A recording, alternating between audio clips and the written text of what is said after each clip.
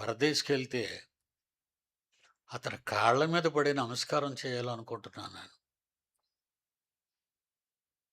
అంత గొప్పవాడు.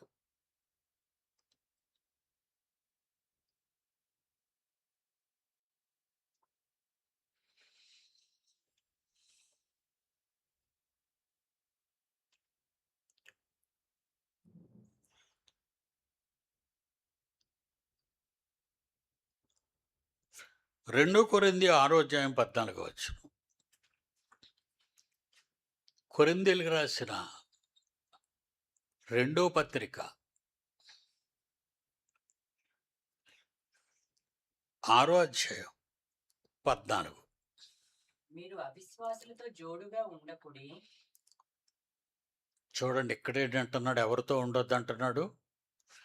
విశ్వాసము లేని వారితో ఫ్రెండ్షిప్ చేయకండి.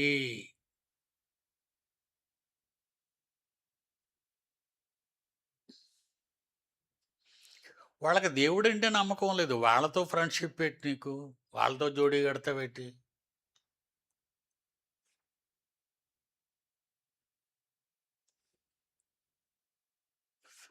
ఫ్రెండ్షిప్పే చేయొద్దన్నాడు. సాంగత్యం ఏమన్నాడు ఆయన? మీరు అవిశ్వాసులతో జోడుగా ఉండకుడి. కలిసి ఉండకండి. జోడు అంటే ఇద్దరు కలిసి ఉండకండి. మరి ఎలా ఉండాలి? చదువు నాయనా. నీతికి దుర్నీతితో ఏమి సాంగత్యము?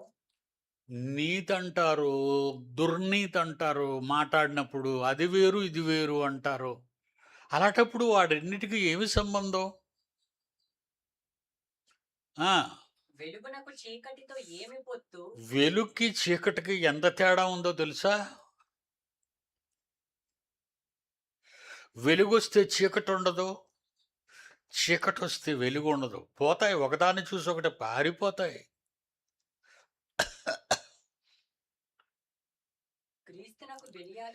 క్రీస్తుకు బయలుదేవతకి ఏం సంబంధం? వాళ్ళిద్దరు ఫ్రెండ్సా?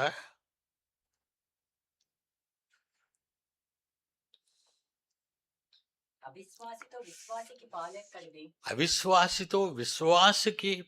పాలెక్కడ? వాళ్ళిద్దరూ ఫ్రెండ్షిప్ అంటారా మీరు వాళ్ళని?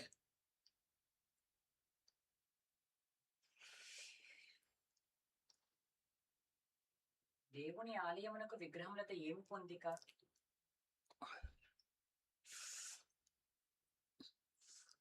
ఏమరా బొమ్మ పోయింది భక్తులారా?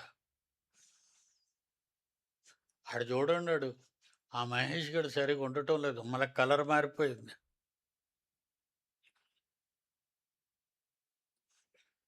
ఆడికి ఎవరితోనూ ఫ్రెండ్షిప్ ఉంటుంది. చాలామంది అనుకుంటారు ఇవాళ నన్ను చూసి మాట్లాడుతున్నారు మా డాడీ అని. అనుకునే వాళ్ళందరూ ఎవరు తెలుసా? చేసేవాళ్ళు. ఏమీ లేని వాళ్ళు నవ్వుకుంటారు, అవును కదా అని. అన్నీ ఉన్నవాళ్ళు తల దించి ముఖం పైకెత్తరు. అతి వినయం అంటే దూర్త లక్షణం అని అర్థం. వాళ్ళు వినరు, ముఖం ఎత్తరు. ఆ తల్లి ముఖం దించిందంటే ఎత్తతండి అనుకుంటారు పాప అమాయకులు. ఆ తల్లి సామాన్యమైనది కాదురా బిడ్డ, ఘోరాతి ఘోరమైనది.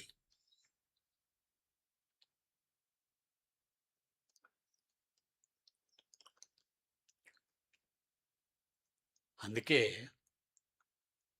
దేవాది దేవుడు ఇంగ్లండ్లో పుట్టిన షేక్స్పియర్ చెప్పింది నిన్నగాక మొన్నైతే మహాకవి.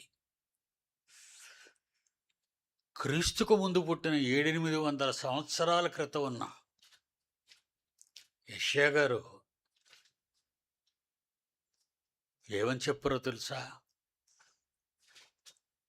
వారి ముఖ లక్షణమే, వారి ఫేస్ చూడండి, ఎంత వినయమో, ఎంత విధేయతో. ఎంత నమ్రతో దించి తలెత్తరో.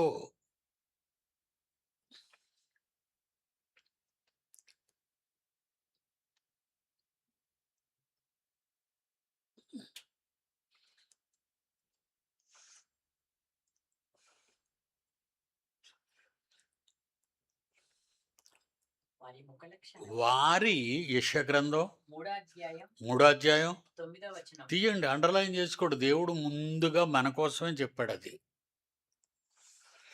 వారి ముఖ లక్షణమే వారి మీద సాక్ష్యం వారి మీద సాక్ష్యమిచ్చును. ఆ ముఖాన్ని చూడగానే కేడీ నెంబర్ 1 అని కనబడుతుంది మనకి. అక్షరాలు కాదు, మనకు అలాగే అనిపించేస్తుంది బుర్రకి. అతి వినయం.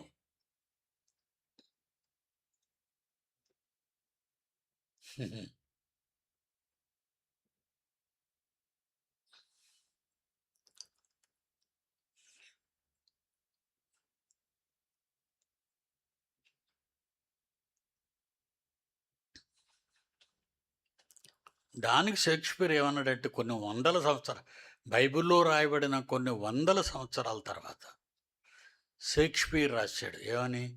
Face is the index of the mind.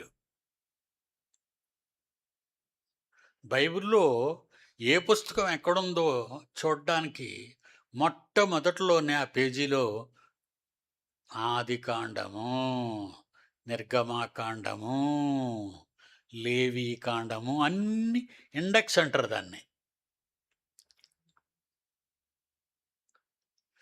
ముఖం చూడగానే వాళ్ళ క్యారెక్టర్ చెప్పేయచ్చు.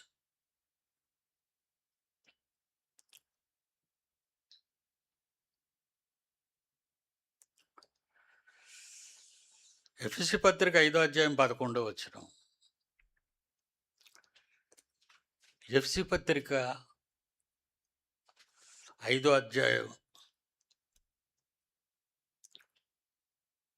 11వ వచనం.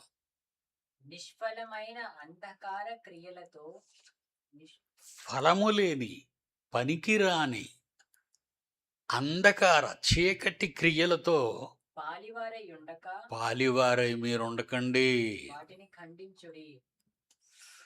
చెత్త పనులతో సంబంధాలు పెట్టుకోకండి. చెత్తవారితో సంబంధాలు పెట్టుకొని తిరక్కండి.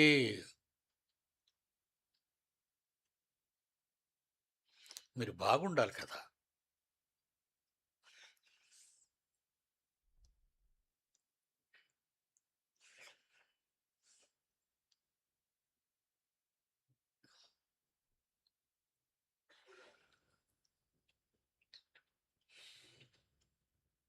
ఏమన్నాడు 9వ వచనంలో?